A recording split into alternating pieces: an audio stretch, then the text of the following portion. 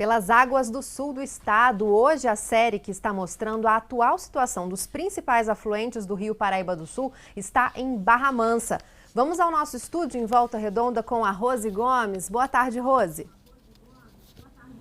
Boa tarde, Fernanda, Michele, a todos. Pois é, essa expedição começou ontem em Resende e hoje segue viagem por outras cidades da região. Até sexta-feira, o repórter Giovanni Rossini, ao vivo, vai trazer os problemas e cobrar soluções.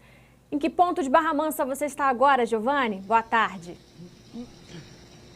Oi, Rose, boa tarde para você, uma ótima tarde a todos. Eu estou no bairro Nova Esperança, um local que as nossas equipes costumam frequentar aí sempre, mas não por um motivo legal, mas sim por conta das cheias do Rio Barra Mansa. Só no último ano foram 3. A mais recente agora, no comecinho do ano, no 8, 9 de janeiro, o Rio Barra Mansa voltou a encher. Sendo que a mais grave desse período recente aí foi em maio do ano passado. Então o Rio Barra Mansa acaba subindo e aqui atrás, onde eu estou, a rua Florianópolis, é a rua mais atingida. A água costuma então invadir as casas e também essa rua, a rua de cima. Enfim, uma situação que os moradores, infelizmente, já estão acostumados a acompanhar. E observando aqui nas imagens do Felipe Silva, a gente pode ter ideia mais ou menos do porquê disso acontece. Claro que quando chove, a água vem forte, mas dá uma olhada na situação das casas aqui da rua Florianópolis. Praticamente todas, muito pertinho aqui da marginal, da lateral do rio, As casas praticamente dentro do Rio Barra Mansa. Essa é uma situação que a gente acompanhou ontem, lá em Resende, no Rio Sesmaria, e aqui hoje também no Rio Barra Mansa, no bairro Nova Esperança. Desse lado de cá, o bairro Nova Esperança, e do lado de lá, o bairro São Luís, também uma situação parecida. Essas casas, então, que ficam praticamente dentro do Rio Barra Mansa. E do lado de cá, vou pedir para o Felipe Silva mostrar um pouquinho para a gente, são vários canos, Rose. O esgoto simplesmente sai dessas moradias e vai parar diretamente nas águas do Rio Barra Mansa. Inclusive, embaixo aqui dessa árvore, a gente percebe ainda o esgoto pingando aqui na água. Aqui também outro encanamento e aqui bastante lixo. Nós temos uma lixeira aqui, que também é um sinal positivo, como ontem lá em Resende, mas aqui embaixo, olha, como tem lixo, plástico, papel, enfim, coisa realmente que não deveria estar aqui. E aqui embaixo, olha uma outra situação. Isso aqui é uma rede de drenagem, de água, de chuva normalmente, só que a gente percebe que há esgoto pelo cheiro muito forte de esgoto e também por essa coloração, um termo que ficou comum agora, esse cinza esgoto. Então esse esgoto sendo jogado diretamente aqui também no Rio Barra Mansa. E para falar um pouquinho, Rose, sobre essas construções irregulares, o que pode, o que não pode, os cuidados que devem ser tomados então antes de se construir ao lado de um rio, a gente convidou aqui o Sérgio que é engenheiro. Obrigado pela sua participação. Esse tipo de cenário aqui não dá para se repetir mais, Sérgio? Boa tarde. Boa tarde, Giovanni. Boa tarde a todos. Exatamente, esse é um cenário que é inadmissível atualmente, em função de todo o problema relacionado ao meio ambiente. O que ocorre é que, com o passar do tempo, as construções são feitas de forma inadequada nessa parte da calha do rio, então vai assoreando o rio e acontece isso. Essa largura, que provavelmente no passado era maior, hoje diminuiu, em função do assoreamento pela falta de vegetação, pelas construções inadequadas nessa lateral toda, na calha do rio. Então qual é a distância mínima que deve ser respeitada para uma construção? Olha bem, pelo Código Florestal, Lei 12.651 de 2012, ele diz o seguinte: para rios com largura de 10 metros, você tem que ter 30 metros de APP. APP é a área de preservação permanente, ou seja, teria que ter dessa calha lateral, da borda da calha, para cá 30 metros. Isso a gente não percebe aqui, até para facilitar e preservar o meio ambiente. Se a gente fala de preservar o meio ambiente, também, claro, preservar as vidas das pessoas que sofrem quando estão aqui morando ao lado do rio. Eu agradeço ao Sérgio e agora eu vou conversar com a Vera. Por favor, Vera, pode chegar aqui. A Vera, que é representante do Comitê do Médio Paraíba. Ontem nós conversamos com a especialista da GEVAP. Ela falou sobre a importância do papel dos comitês de bacia, para que algumas ações sejam tomadas. Vera, obrigado pela sua participação aqui no RJ1. Inclusive, vocês fizeram um estudo, uma espécie de atlas, para justamente facilitar algum tipo de política pública nesse sentido. Conta pra gente. O Comitê do Médio Paraíba tem o Atlas que se encontra no site do comitê. Nós vamos estar lançando ele fisicamente agora na Semana da Água, ele impresso. O que esse Atlas traz? Ele traz informação da bacia. Ontem vocês conseguiram ver pela reportagem que a bacia do Paraíba do Sul, ela tem 66 quilômetros quadrados, então são 184 municípios. Mas ela divide e os comitês estaduais, eles são responsáveis por uma região. O Comitê do Médio Paraíba são 19 municípios, e que fica aqui na região média do Paraíba do Sul, que pega de Itatiaia, né, Resende, e vai até Levi Gasparian. E aí o que a gente pegou? Pegamos as bacias mais importantes dos municípios. Por exemplo, aqui Barra Mansa, né? No caso de Barra Mansa, a gente tem 3 bacias importantes, que é esse rio Barra Mansa, né? Que dá o nome à cidade.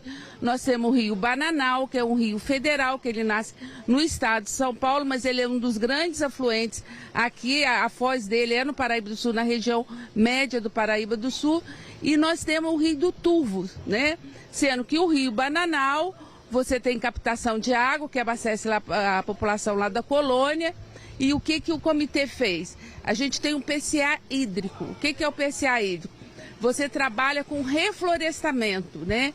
Então hoje você tem um reflorestamento na bacia do Bananal com recurso do Comitê do Médio. Foi 1.200.000, onde está sendo reflorestada toda aquela região, aquelas área de proteção permanente ali em Rialto. Então vários produtores, eles começaram a receber para preservar, né? O que vem ser? Então, porque a gente precisa aumentar a área de reflorestamento da nossa região.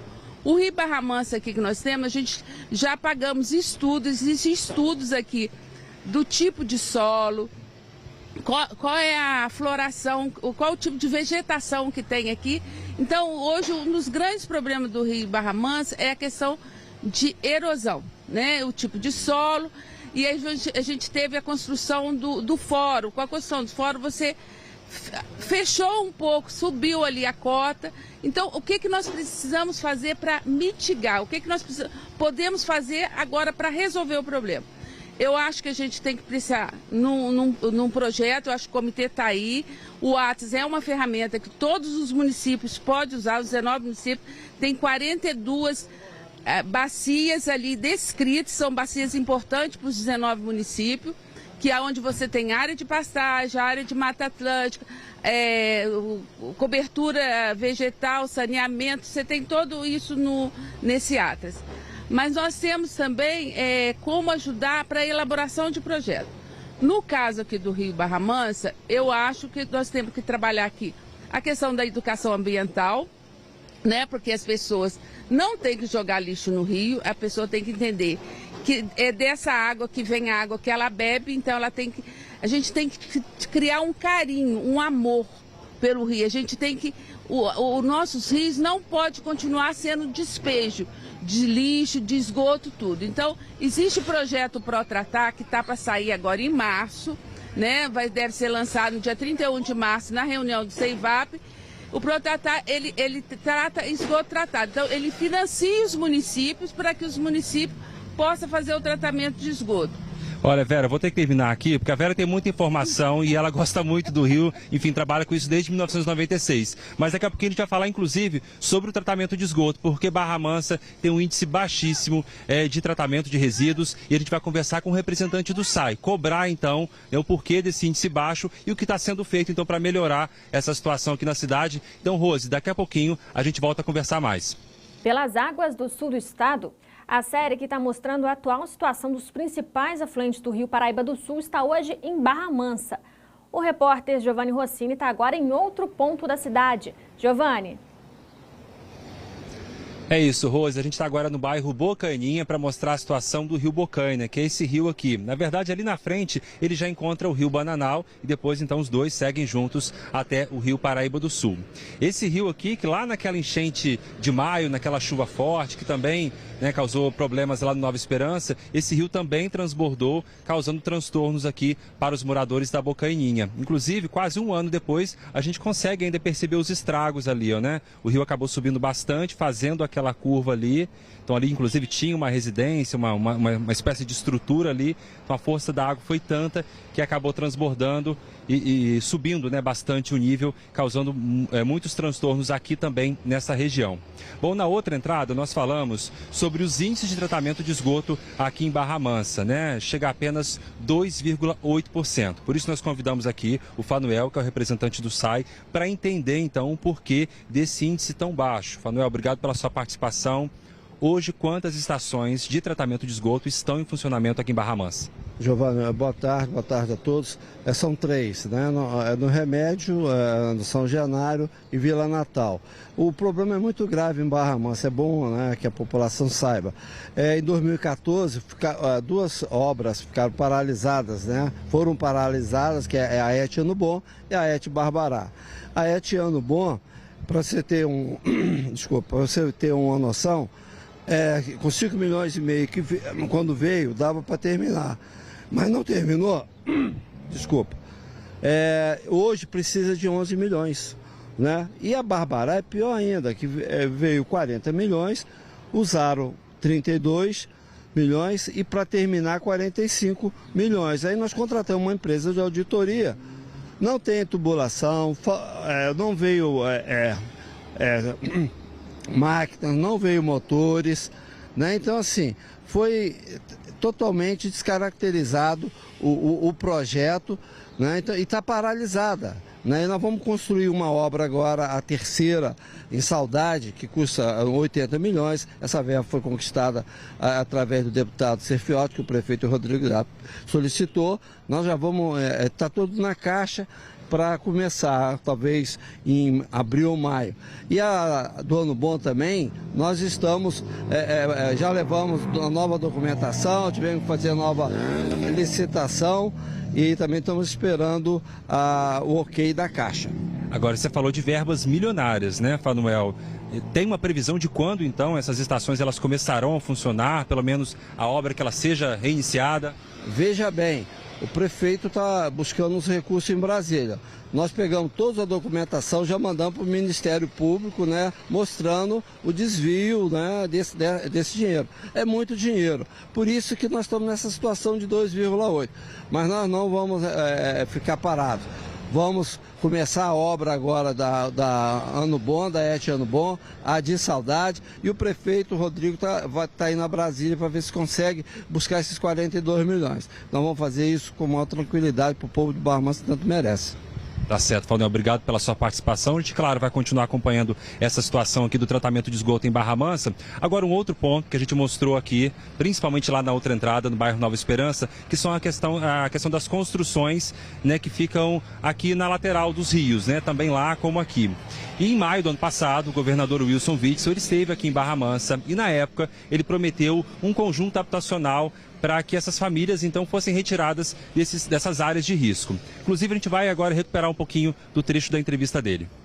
Há necessidade de remoção de 400 unidades familiares.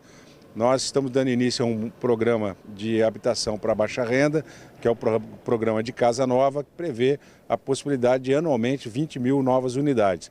Então, vamos trabalhar para ter um terreno aqui onde o prefeito já me ofereceu e implementar esse programa para retirar aquelas famílias daquela área. Esse programa, pelo que o secretário Bruno Casuíro, que está aqui comigo, me informou, das 3 fases dele, 2 já foram vencidas e agora está só na questão do terreno, que já vai ser tratada hoje com o prefeito ao fim da visita aqui. Resolvendo o terreno, nos próximos dias a gente já deve estar começando de fato a construção. A intenção nossa é esse ano ainda entregar essas 400 casas.